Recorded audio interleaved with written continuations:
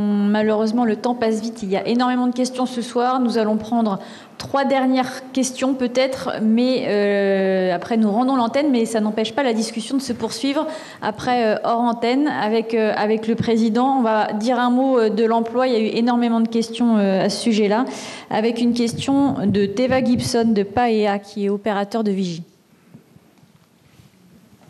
Bonsoir tout le monde. Bonsoir la Polynésie, bonsoir président de la Polynésie. Merci pour cette invitation. Donc, j'ai travaillé 18 ans et demi maintenant jusqu'à présent au port autonome. Et donc, c'est au sujet des opérateurs de vigie ou de service trafic maritime. Donc, ma question est, pour un respect d'égalité professionnelle, seriez-vous bienveillant pour un reclassement des opérateurs de vigie ou de services de trafic maritime du port autonome, assermentés auprès du procureur de la République, étant des responsables chargés de la régularisation du service trafic maritime et aérien, aussi bien local et international? Car cela fait 40 ans que nous sommes en catégorie D. Donc, et alors qu'il y a le décret numéro 2010-562 du 26 mai 2010 portant publication de la résolution A857-20.9 de l'ordre du jour relative aux directives applicables au service du trafic maritime et qui justifie que les opérateurs de services trafic maritime doivent être qualifiés au même niveau que les capitaines de l'encours et aussi ou des contrôleurs aériens. Voilà. D'accord. Alors, là encore, je ne veux pas te dire de bêtises, c'est une question assez pointue, précise, sur une catégorie de personnel qui estime qu'elle n'est pas dans la bonne catégorie et qui demande donc un reclassement, si j'ai bien compris ta question. Je vais en discuter avec le ministre donc, qui est en charge de votre activité, qui est Jordi Chan. On va rapidement revenir vers toi avec une réponse. Sur le principe, effectivement, ta demande paraît légitime. Maintenant, tu sais comment c'est dans l'administration. Parfois, il y a une virgule qui embête tout le monde et qui empêche de changer les choses. Donc, plutôt que de te dire des bêtises, je vais prendre tes coordonnées hors antenne et puis ensuite, on verra ça avec Jordi Chan et avec le reste du corps qui est le tien.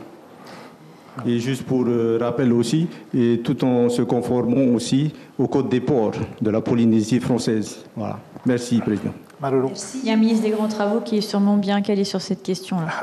On va prendre d'autres questions et on va terminer sur l'emploi. Nous allons prendre la question d'Isabelle Joumanac de Punaouia sur les recherches d'emploi pour les personnes de plus de 50 ans.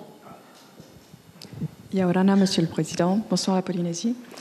J'aimerais vous adresser une question qui porte effectivement sur l'emploi des seniors, donc les personnes qui ont plus de 50 ans.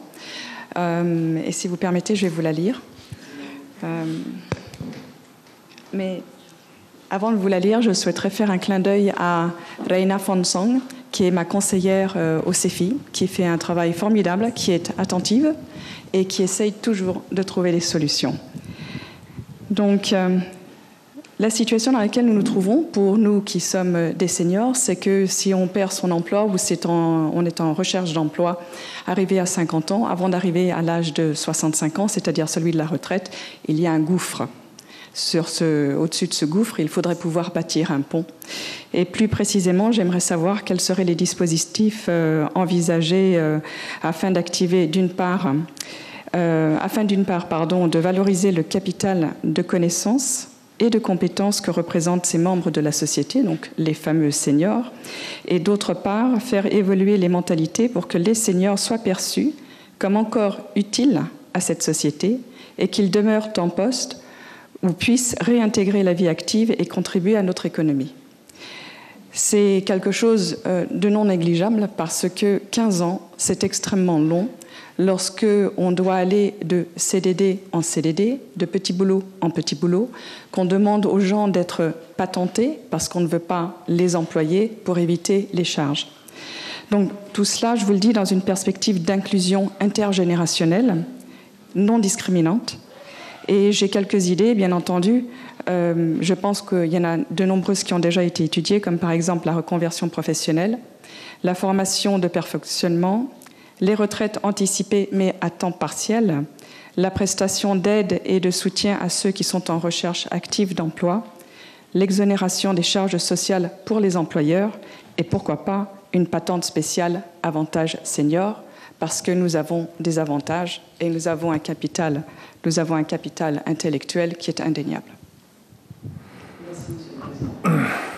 Merci pour votre question, mais je ne sais pas s'il faut distinguer les cas face à l'emploi en fonction de l'âge.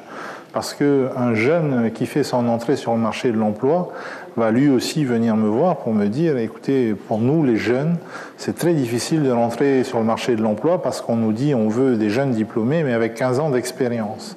Donc vous êtes un peu à l'autre bout du spectre, vous me dites j'ai de l'expérience mais on ne veut plus m'employer. Finalement, vous avez un peu le même problème que ce jeune, mais vous avez la réciproque du problème de ce jeune. La question générale, c'est celle de l'employabilité, et c'est celle qui consiste à engager les employeurs, à les encourager à employer, plutôt qu'à prendre des patentés. Aujourd'hui, on a des situations, je dirais, de totale illégalité, puisqu'on définit le travail salarié et on a parfois, au travers de l'utilisation de patentés, un travail salarié déguisé. Il faut quand même le rappeler, on a beaucoup de ces situations-là. Il faut qu'on arrive à corriger ça. Il faut que ces patentés qui sont en fait des salariés déguisés redeviennent des salariés. Et pour ça, il faut aussi qu'on accompagne les employeurs. Nous, c'est toute l'idée de ce parcours d'insertion. Parce qu'un parcours d'insertion, il n'est pas valable que pour le premier emploi. Et c'est aussi un parcours de réinsertion dans votre cas. Et les mêmes mécanismes qu'on envisage de mettre en place pour ce parcours d'insertion pour les premiers emplois pourront être mis à profit pour les cas comme les vôtres.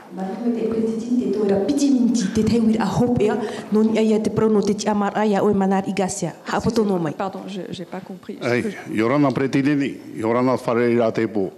Bonjour, Monsieur le Président de la Polynésie française.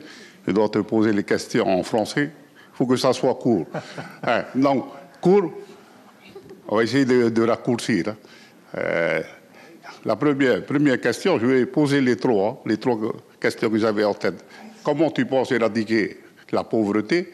2, donc qui est un nombre de chiffres. Quelles sont les ressources, la richesse que nous possédons?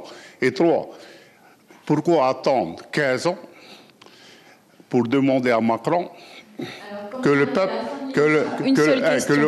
peuple s'occupe du référendum pour l'indépendance de ce pays? Alors, je vais répondre aux 3. Éradiquer la pauvreté, je vais juste prendre une loi, je vais interdire la pauvreté, ce sera fait. Non, c'est une boutade, bien évidemment, c'est plus compliqué que ça. Ta deuxième question, c'est quelle est la richesse de ce pays? La richesse de ce pays, c'est vous, c'est son peuple. C'est avant tout ça. Et ta dernière question, c'est pourquoi attendre 15 ans pour faire un référendum sur l'autodétermination? Ben c'est ça, on va le faire ce soir, le référendum, qui est pour l'indépendance de ce pays. Tu vois bien que si tu poses la question aujourd'hui, la réponse c'est ça. C'est quasiment aucune main qui se lève. Pourquoi? Parce que tous autant que nous sommes nés en Polynésie française autonomes. Nous n'avons jamais rien connu d'autre. Et on a peur de l'inconnu. Donc, si on veut, ce qui est le souhait évidemment d'un gouvernement indépendantiste et du parti dont je suis issu, si on veut pouvoir espérer que la réponse à ce référendum soit un oui franc et massif, on a besoin d'une période de préparation pour que la prochaine fois que je pose cette question, toutes les mains se lèvent. Mais comme je suis prêt, les autres,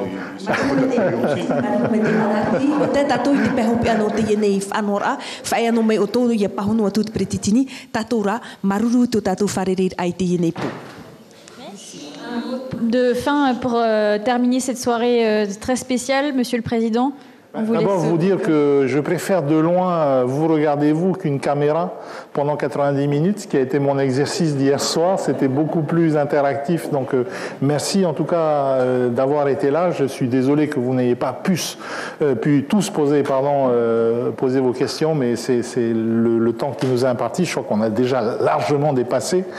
Et puis, on va pouvoir continuer nos discussions hors caméra, puisque je m'en vais pas, je reste là. Et donc, on va pouvoir continuer cette discussion.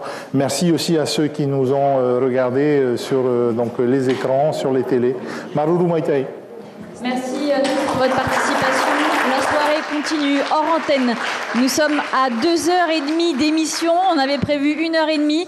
2h30, tout le monde n'a pas pu poser sa question, mais vous l'avez dit, la soirée continue hors antenne. Il y aura la discussion qui va se poursuivre avec le président. Merci à tous ceux qui ont participé, qui se sont inscrits, qui ont peut-être reconnu leurs questions ce soir, puisque plusieurs questions ont été posées plusieurs fois. Merci à vous, Monsieur le Président, et aux équipes de la présidence pour votre accueil. Bonne fin de soirée à tous sur La Première. À bientôt.